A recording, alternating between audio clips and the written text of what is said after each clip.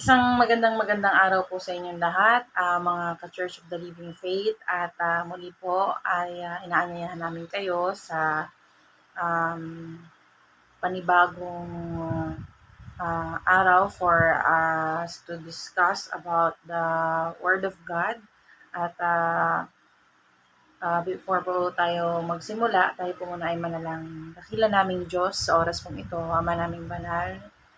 We just surrender ourselves to you, Father God, and we're asking, Lord, patawarin niyo po kami, Panginoon, sa mga kasalanan aming nagawa. At buong puso po kami nagpapakumbaba. Inamin po namin na apart from you, Lord, we cannot do anything. At Panginoon, salamat po sa karunungang patuloy mo pinagkakalob sa amin. Sa mga oras nito, Panginoon, samahan po kami ng Banal na Espiritu Santo, Panginoon, at bigyan niyo kami ng kaunawaan, Panginoon, kauhuwan sa iyong mga salita. At Lord, itago niyo po ako sa inyong likuran. At ikaw po ang mahayag, ikaw ang marinig, ikaw ang maitaas, Panginoong Jesus. Salamat po, Ama, at ito po ang aming samot-hiling sa pangalan ng Panginoong Jesus. Amen and amen. So, magandang araw po mga ka-Church of the Living Faith. At welcome po muli sa another day of our prayer and devotion. At ngayong araw po, I would like to share with you my experiences during the time that we are making disciples. So, as I was praying last night, kung ano po yung gusto ng Panginoon na i-share natin sa araw po na ito, God led me to open a devotion about the obstacles that we have to overcome when discipling people. Kasi may mga kapatiran po tayo na natatakot to share the Word of God, nahihiya na magbahagi ng salita ng Panginoon. But if we ask for the Spirit of might to be upon us, God will give us the courage to share the gospel to those who are lost. So, meron pong dalawang obstacles na na-encounter ang Christians when sharing the gospel or making disciples. So, ang una po ay ang unawareness at disbelief. So, I would like to share with you the first part of this devotion na nabasa ko po. Sabi dito, overcoming obstacles. John and Josiah were on a mission trip in a foreign country, sitting across from the country's wildlife commissioner. He had heard of Jesus but didn't know much about him. He was a good man, right? A prophet. He was much more, said John. So he was God's son. He is sharing about Jesus, who came to save us from God's wrath. The man's eyes widened. Tell me more. I know nothing of this wrath. John clammed up with angst, unprepared for how little the commissioner knew. So Josiah prayed silently, knowing his friend was unsure how to respond. Both guys had assumed everyone knew why Christ died. With the Lord's help, John and Josiah led the man to Christ. They learned when meeting someone unfamiliar with the gospel, they could have a part in confidently moving them past two obstacles: unawareness and disbelief. Whether you explain the gospel message or teach a new believer, helping launch and equip others on their spiritual journey sometimes comes with obstacles. Yun na nga po yung unawareness and disbelief. Let's look at two mindsets that might be slight roadblocks when initially sharing the good news. Ito po yung mga na-encounter kadalasan ng mga disciple makers.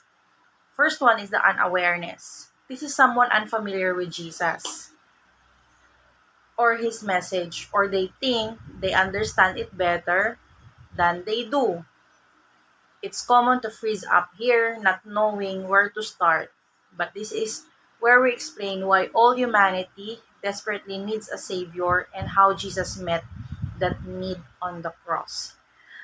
Um, Marami po sa ating mga disciple makers ng Panginoong Jesus ay nakaka-encounter ng mga tao na unaware about the message of the cross or why Jesus died for us. And ano ba yung importansya ng message niya about salvation. So, personally, before when I was handling a patient, naka-encounter po ako ng isang pasyente na when I asked him, and the Lord just led me to talk to him. And sabi ng Holy Spirit sa akin, ask him if he knows how to pray. Then, I just followed the leading of God. Then, I asked the man, sabi ko, marunong po kayo magdasal? And, ang sabi niya sa akin, hindi ako nagdadasal. At hindi ko alam paano magdasal. So, I was shocked na he was the first time na nakausap ko na hindi marunong magdasal. Kasi po, ako po, I grew up, though sa Catholic yung family ko, I grew up na my parents were raising us up to pray. However, it was a mix of belief between Mary and Jesus. So, until I turned 23 years old and na-encounter ko nga ang Panginoong Jesus at that age. So, nagulat lang din ako kasi sabi ko sa isip ko, may mga tao pala na unaware of the message of Jesus and even they don't even know how to pray. So, I led him to pray. Sabi ko, pwede ko po ba kayong ipag-pray? Hindi niya ako actually sinagot. Pero, ang ginawa ko, I still prayed for him. Though, hindi siya sanay or unaware siya of what is prayer and who Jesus is. So, may mga tao na hindi po lumaki sa mga family na marunong magdasal, no? May mga tao na lumaki sa mga lugar na hindi na nanampalataya sa Panginoong Jesus. So, that's why, sa party pong ito, if we encounter this kind of people, we have to be patient in sharing with them the gospel.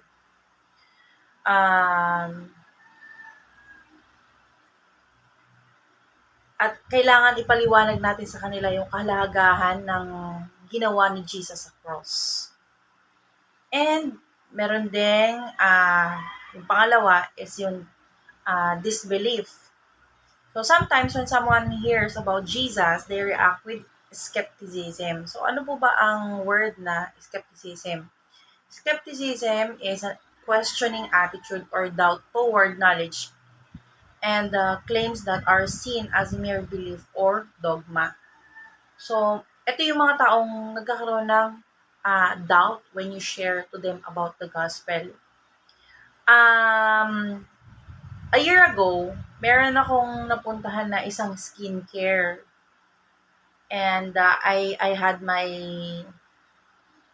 scalp check. Kasi medyo nalalagasan ako ng hair. And then I learned that these people were Israelites. And that was the first time na naka-encounter ako ng isa or dalawang Israelites na they have doubt about Jesus, they didn't even give us the chance to share to them the gospel. When we mentioned about the Bible, and they didn't even want us to invite them sa church.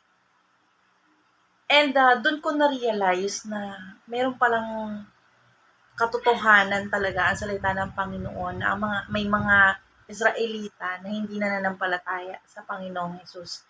They are skeptic. And I also encountered an atheist. At first, no, nahirapan din ako mag-share ng gospel sa isang atheist. It was really a challenge for me. However, as time goes by, nagugulat na lang ako kasi as I share the gospel and I prayed for him silently, later on, siya na mismo yung nagsasabi about God. So, yung doubt niya before ay nagkaroon, no, ng kasagutan mula sa Panginoon. Though, hindi ko pinipilit sa kanya yung maniwala siya about God. I just allowed God to work in his spirit, in his heart, in his mind. So,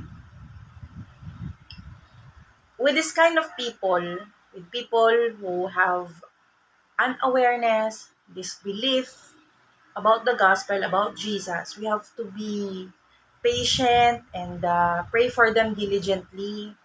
At hanggat maaari, we have to still be there for them. And kung hindi mo naman na sila makita or hindi mo na sila ma-meet sa ibang araw or sa mga susunod na araw, we just have to lift them up to God and magtanim ka lang. And si God naman ang magpapalago ng salitang iyon sa kanyang puso, sa kanyang isipan. So it may take months or years for them to accept the truth. Kasi 'di ba, merong mga klase ng lupa na binanggit sa Bible. May mga lupa na madaling tubuan ng halaman, may mga lupa na pag tinamnan mo, no, hindi kaagad nagbo-bloom yung halaman. So, it depends kung anong klase ng puso ang meron ang isang tao. So, as the Spirit continues to woo them, we can demonstrate love by answering their question the best we can, and don't overlook the importance of sharing your own story about how Jesus captured your heart. So, however, they might have unawareness, disbelief. Don't be shy to share your testimony how Jesus has captured your heart. At yung testimony na yun ang maaaring gamitin ng Panginoon to change a person's mind about Jesus and to believe in Jesus that He is the true Messiah. He is the true Lord and Savior. And just leave the results to God. By silently praying, it is a great way to overcome feeling of helplessness. Naalala ko, bata pa po ako, tinataniman na ako ng Word of God through the comics na nababasa ko, nabibili ng nanay ko, o di kaya, though Catholic kami noon,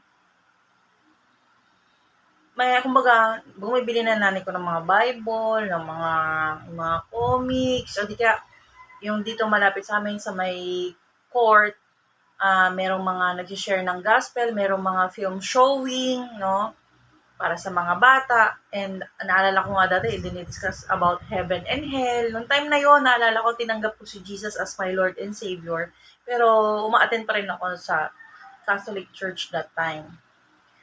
I was in elementary noon, kung hindi po ako nagkakamali. And then, hindi ko pa ganun totally na-appreciate talaga yung undiluted, yung purong salita ng Panginoon, yung walang halong worship kay ganitong saint or kay Maria, no? Until such time na that was June 26, 2010, nagkaroon ako ng pakiramdam na I felt like everything was taken away from me.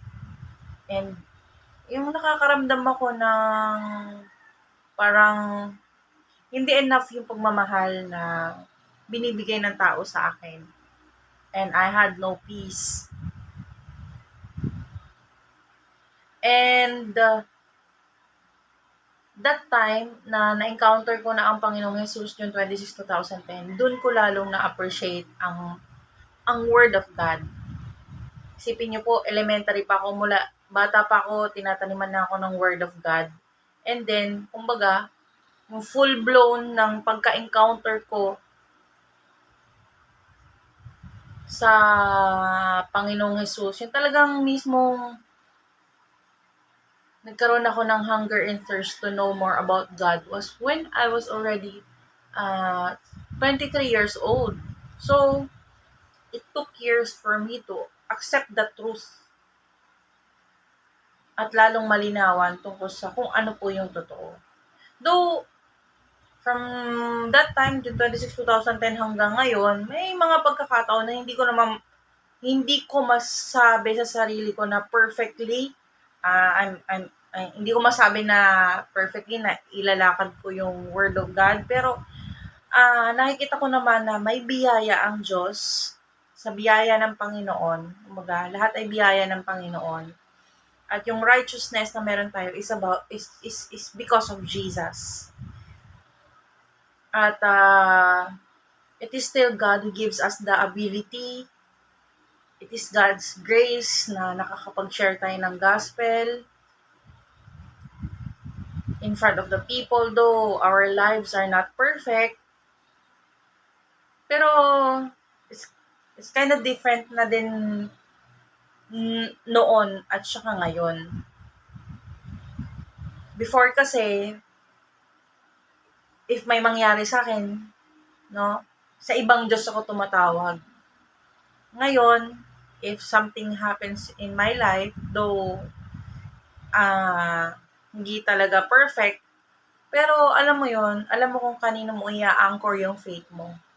It's only in the Lord Jesus Christ. So, silently, praying is a great way to overcome feelings of helplessness. So, the basic gospel is simple and easy to understand. Complicating it with unrelated doctrine only distracts from the message of salvation.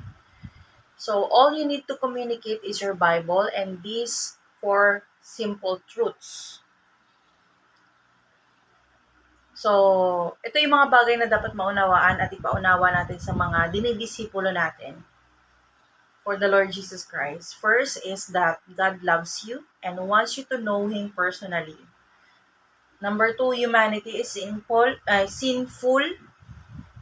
and separated from God. Number 3, Jesus made a way to bridge the gap to enjoy a relationship with God. And number 4, each person must believe and accept that Jesus is the only way to God. So remember, it's not up to you. Share your faith with the Holy Spirit's courage and leave the results to God. So if we help and the unbelievers, those people who are unaware, those people who are skeptics and are doubtful and have this disbelief, we still have to share our faith with the help of the Holy Spirit's courage. And this Holy Spirit's courage, kasama to actually sa 7 spirits of God. Diba? Meron tayong spirit of might, spirit of wisdom, spirit of knowledge, spirit of the fear of God. So, the spirit of courage is also the spirit of might. So, mas mainam, before we share the gospel, we should ask God, Lord, give me the spirit of might, spirit of courage, as I share the gospel with this person, help me to be a vessel of your words na maunawaan po nitong taong to ang patungkol sa mga salita mo. And I remember when I joined as a prayer counselor in 700 Club Asia, we were taught that every time you meet a person, it's already God's appointed time for you to share the gospel to them. At paano mo nga ba sisimulan yung pag-share ng gospel? First, you have to establish rapport. Ibig sabihin nun, kailangan mong kunin yung kalooban niya. You have to be friendly. As a Christian, we have to be friendly. Diba? Friendly in a way that we have to win people for Jesus. And kamustahin mo siya, kamustahin mo yung relasyon niya sa Panginoon. Yan yung isa sa mga tinuro sa amin. You have to ask the person, how is your relationship with God? How is your relationship with Jesus? That's the time na mag-iisip sila yung mga walang paniniwala or walang pananampalataya sa Panginoong Hesus. Madalas yan, sasabihin nila, hindi sila nagpe-pray, no? Pero yung may mga, kumbaga, yung mga tumatawag sa Panginoon, they will honestly say, nagdadasal ako, ganyan, nakakapagbasa ako ng Word of God, no? I always pray to Jesus. So, kailangan malaman mo yung spiritual temperature ng taong kausap mo. Diba, kapag nilalagnat po tayo, makikita natin dun sa thermometer, mag-gauge natin kung gano'n nakataas, no? Yung temperature ng tao. Ganun din dapat tayo. As disciple makers, we have to gauge the person's spiritual temperature. Kung siya ba yung maligamgam sa Panginoon, o talagang wala siyang connection sa Panginoon, wala pa si Jesus sa puso niya, no? You have to gauge the person. And then, kamustahin mo yung buhay niya. And we must learn how to read between the lines. We must learn how to read the person's emotions. Bakit po? If we know how to read a person's emotions, that's the time that you ask the Holy Spirit to remind you what specific verse is appropriate for this person's problem or for this person's emotions. For example, nagsabi siya sa'yo na pag pinakinggan mo yung sinasabi niya, he or she sounds anxious. He or she sounds fearful. He or she sounds mad or angry. That's the time that you will acknowledge that person's situation or that person's emotions. I heard, according to the sound of your voice, that you are very angry about your situation. And do you know what the Bible says about that? And if the person is anxious, base sa mga sinasabi mo, naririnig ko na ikaw ay anxious. Sinasabi ng Word of God na do not be anxious about everything, but in anything, but in everything, no? By prayer and petition, present your request to God, and the peace of God, which transcends all understanding, will guard your hearts and your minds in Christ Jesus. That's the time, no? You will be able to give the right medication dun sa spiritual problem niya, sa spiritual sickness niya. Ganon din naman po di ba, sa pag physically nagkaroon tayo ng sakit karamdaman, for us nurses, for the doctors, nurses, we are being taught to assess the patient. Kunin namin yung data, kunin namin yung pangalan, no? I-assess namin, ano ba yung nararamdaman niya, masakit yung ulo ko, masakit yung tiyan ko, no? Nagsusuka ako. And that's the time, base dun sa sinasabi niyang mga nararamdaman niya, that's the time na magpo-formulate na or aalalahanin na ng doctor o ng nurse kung ano yung symptoms na magkakasama na yon, and then that's the time na masasabi na ganito, cancer yan, no? PCOS yan, no? COVID-19 yan. That's the time na makakapag-isip na yung doctor kung ano yung dapat na gamot to be prescribed dun sa pasyente. Ganon din po sa spiritual na pangangailangan ng tao or sa spiritual sickness ng tao.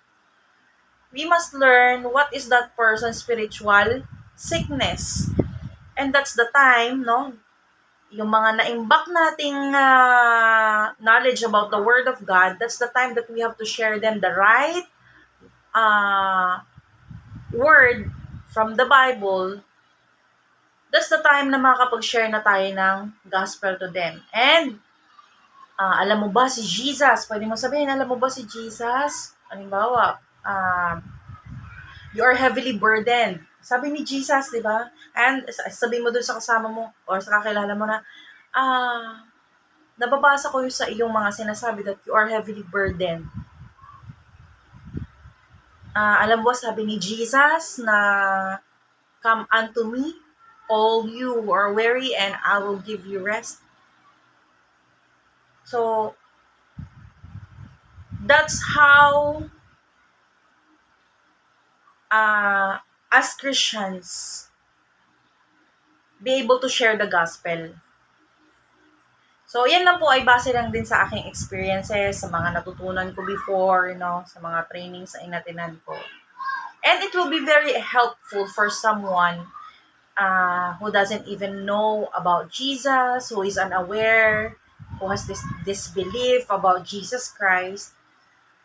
So, I hope and pray that this helps everyone who are struggling in sharing the gospel. So, for now, hanggang dito na lamang po. And before we end, manalangin po muna tayo. Dakilan naming Diyos, kami po yung buong puso nagpapasalamat, Panginoon, sa mga salita na inyo pong Panginoon na ibinahagi sa amin sa oras pong ito. Ama, dalangin ko, whoever listens to this video, Panginoon, at sa iba pang mga videos ng Church of the Living Faith, prayer and devotion, will be blessed. And we pray, Lord, na marami pa po kaming maabot, Panginoon, through this channel, the Church of the Living Faith, Facebook page, at patuloy mo kaming gamitin, Panginoon, to give glory to your name.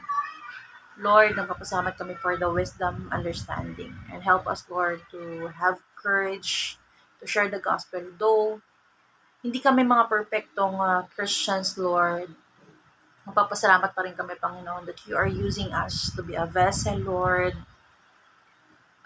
of your word, Panginoon, to be a vessel, Panginoon, to save souls. Help us, Lord God, na patuloy kaming lalong mas tumapang, Panginoon. Give us the spirit of might, spirit of courage to share the gospel, and help us to be a vessel, Panginoon, ng yung pag-ibig sa mga taong merong disbelief, merong awareness about your word and what Jesus did on the cross. Salamat po, Ama, at patuloy pong i-multiply mo, Panginoon, i-extend mo ang territory ng Church of the Living Faith. Salamat po, Panginoon. May your name be glorified, Father, and this is our prayer. In Jesus' name, amen and amen. So, thank you very much, everyone, and may you have a great day. God bless po.